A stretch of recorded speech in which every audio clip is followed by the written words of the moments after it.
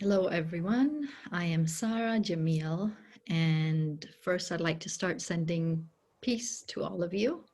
That is what I am feeling, so that is what I'm emitting to you. Um, my journey is what I'm going to share with you. First, I'll share my favorite or the animal insect that I identify the most with. You'll probably see it here. I wear it all the time. It's the butterfly. And like Donna, all the reasons Donna mentioned, the symbolism, I have come to identify a lot with the growth of a butterfly. I view myself as one. So with that short introduction, um, I was born in Denmark to parents who came to Denmark in the late 60s when Denmark needed immigrant workers. And my parents left in their late 20s from Pakistan and basically lived most of their life in Denmark. They're now living in Canada, close to where we are. And growing up in Denmark, I was the only person of color in my school growing up. So very interesting, positive experience I had. Growing up, my parents, I always commend them for creating this harmony of values that they taught us, my siblings and I, incorporating what they loved and embraced from the Danish culture and maintaining their faith values more than anything. And so when people ask me, who are you, and that, I first identify as the spiritual person that I am, because that gives me the grounding for the work that I do and how I show up in any situation.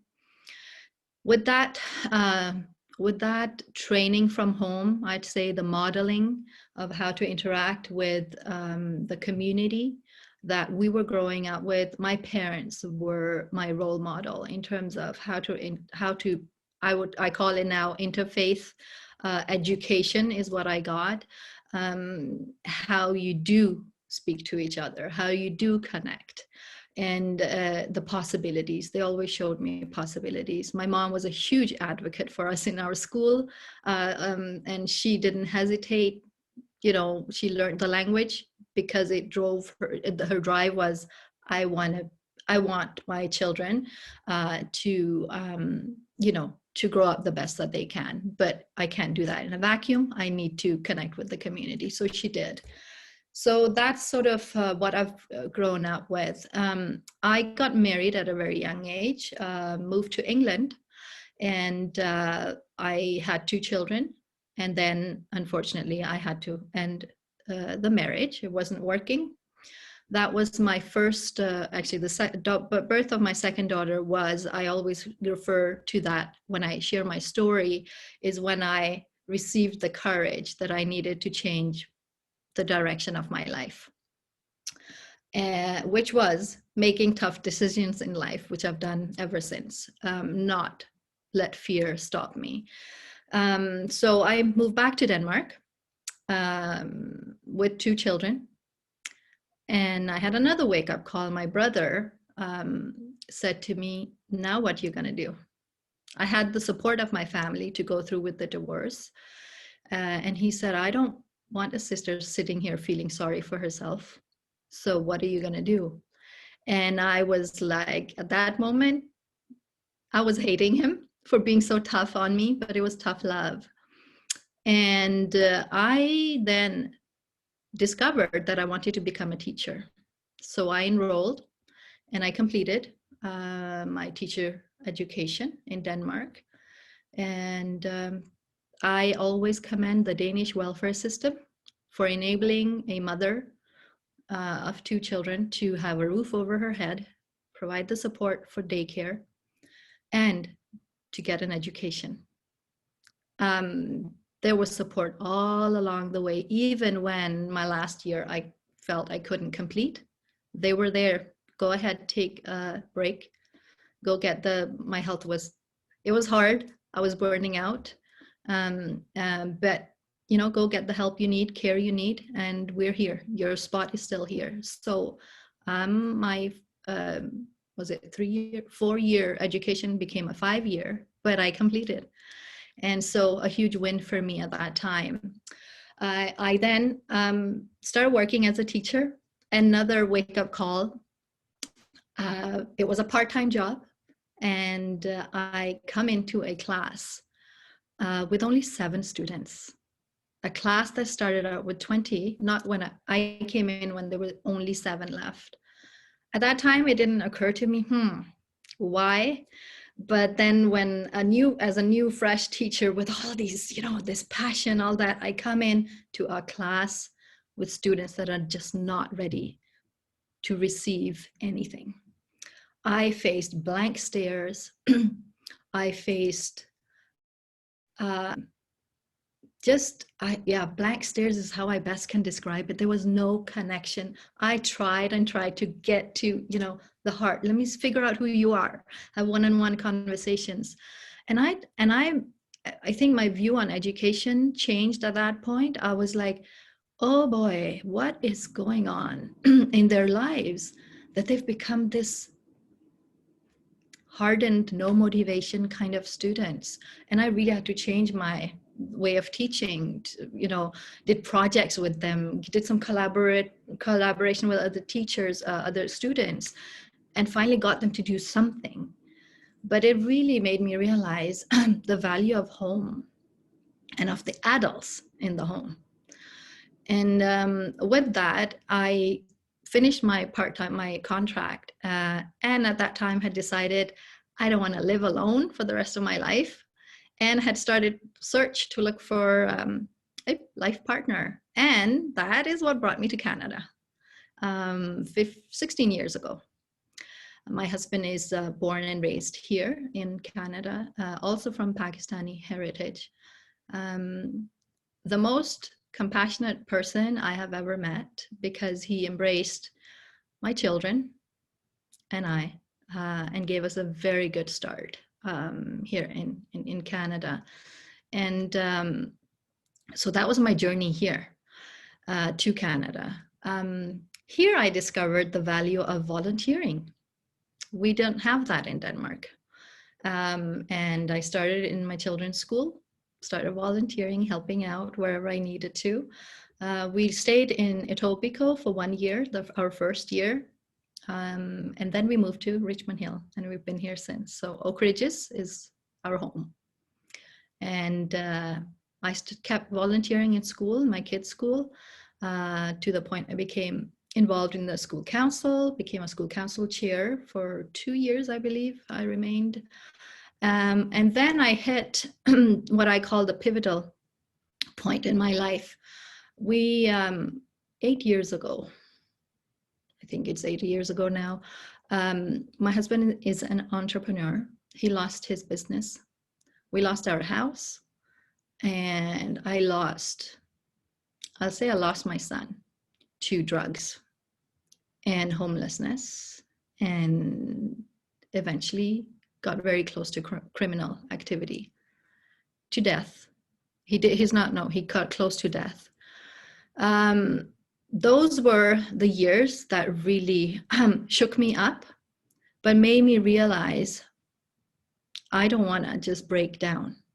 My worth, my value is far more than that.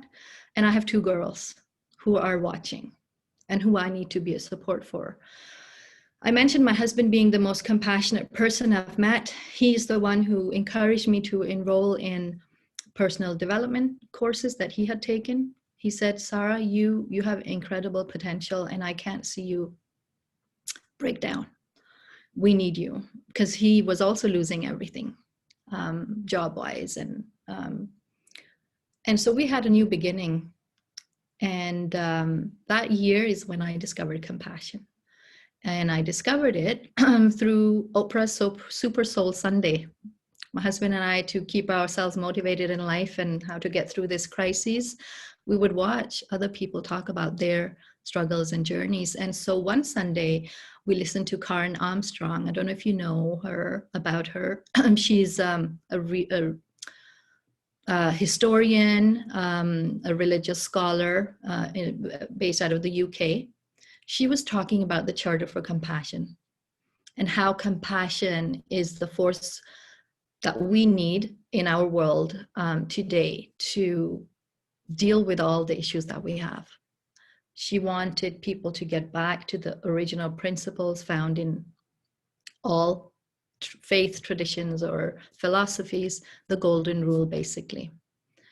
And how did that save me? It started with, I started doing research, and I joined the Charter for Compassion to learn more, educate myself, and say, how can this save us, my family and I, from what we're going through? Because at that point, you have a lot of questions. Why?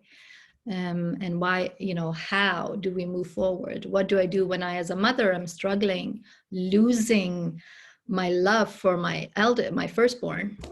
I felt like, why is he doing stuff? And all those kind of questions. It's amazing what some investing in your thoughts and you're getting some coaching and help on how to shift your perspective, how transformational that can be. And I followed my instinct for this calling, that compassion is the thing, Sarah, for you. And one day, so I actually, do you know about the Milk Bag Project?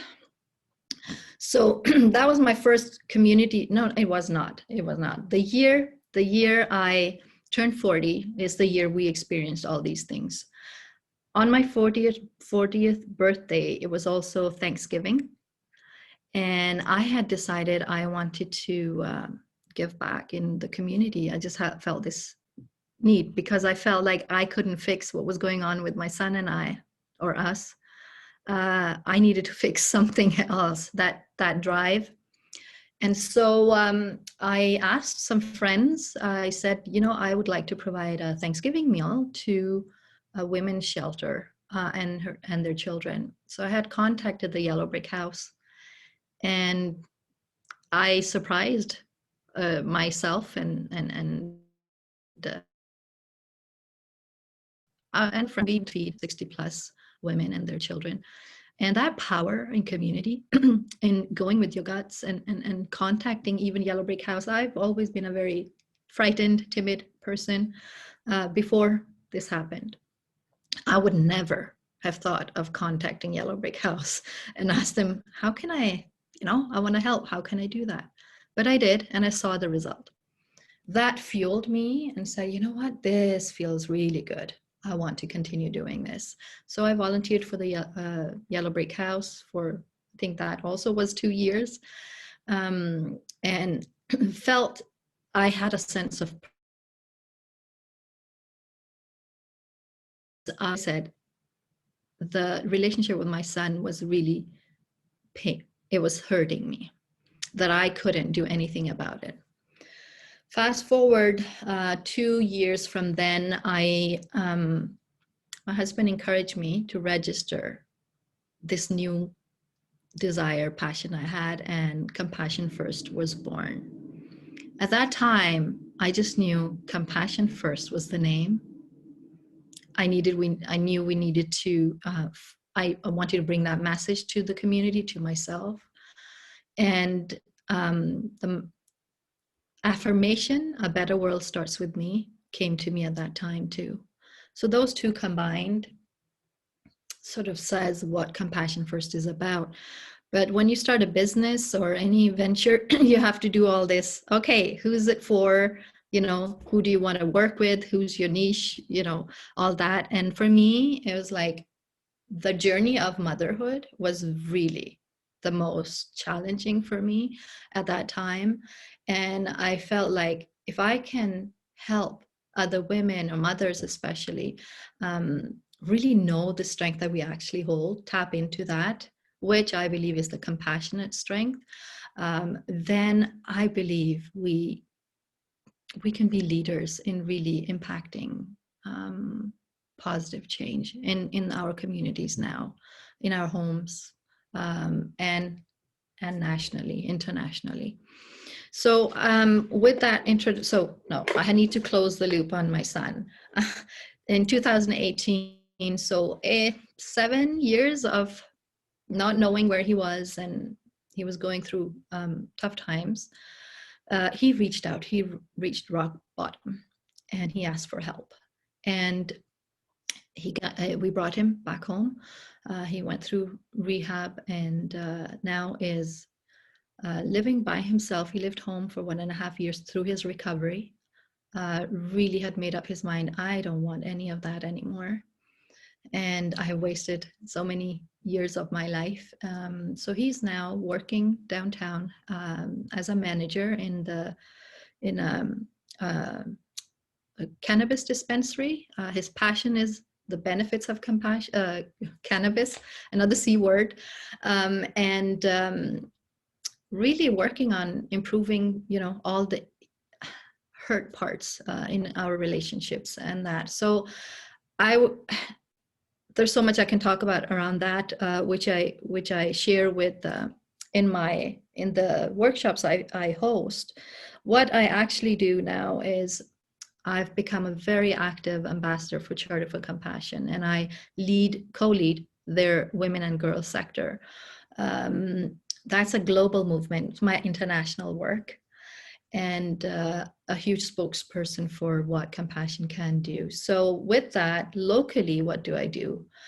Through Compassion First, I have a retreat we've created. I work with my daughters who help with ideas and implementation. We have a retreat called A Cup of Soul, and some of you here have, Marge, Heather, have been part of that and supported me in this journey. Basically about tapping into, connection with ourselves. That I believe is very important. Our healing with ourselves is crucial to our connection with everyone else around us. That's what I do with Compassion First. I have A Cup of Soul. I do the Mats of Kindness milk bag events that are community building. With my faith community, I did one in, was it the St. Mary's Church, I believe, a couple of years ago, 2018, I believe it was, where we invited, it was like an interfaith gathering, but women coming in and talking together, getting to know each other, and making mats for the homeless and internationally. I do that, and then I've joined locally. I believe it's very important to make connections, but also to give back. And I'm part of the Richmond Hill Good Neighbors group that was created during COVID. And we, my girls and I bake for their baking care pod. I am helping fundraise for the coldest night of the year with our own team of mothers and daughters called the Compassionistas. And we're doing very well. So I'm happy to have, again, I need to just, my friends, I need to just do the ask, and they're there, and which is great to see. Then I also lead the Fill a Purse for a Sister campaign here in Richmond Hill and Oak Ridges. I've done that for the past 6 years since it started. If you don't know, it's, filling purses with personal care items, and then we donate them to various women's shelters. Well, actually now youth shelters, men's shelters. It's evolved, and we do that from September to December every year. That's my local impact. Another one that I'm exploring with Marge is I have this desire for Richmond Hill to embrace and affirm compassion as our guiding principle.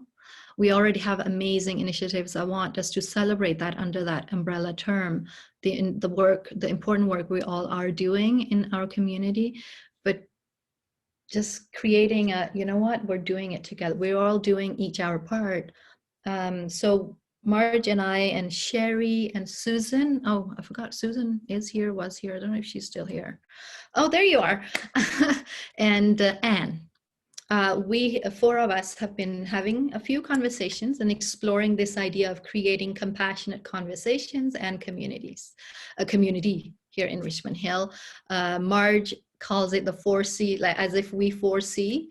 And we're inviting anyone who'd like to explore with us. I really am very passionate about it, but I can't do this by myself. Like I said, we already are doing great initiatives here. So it's like, why do we need to do more? This is not creating a new initiative. This is celebrating this power of compassion. I do believe we do need to do more. Compassionate city is what I would like us to declare ourselves at. Saying city, it's also about governance. It's about the leaders we have, the ones we choose to be.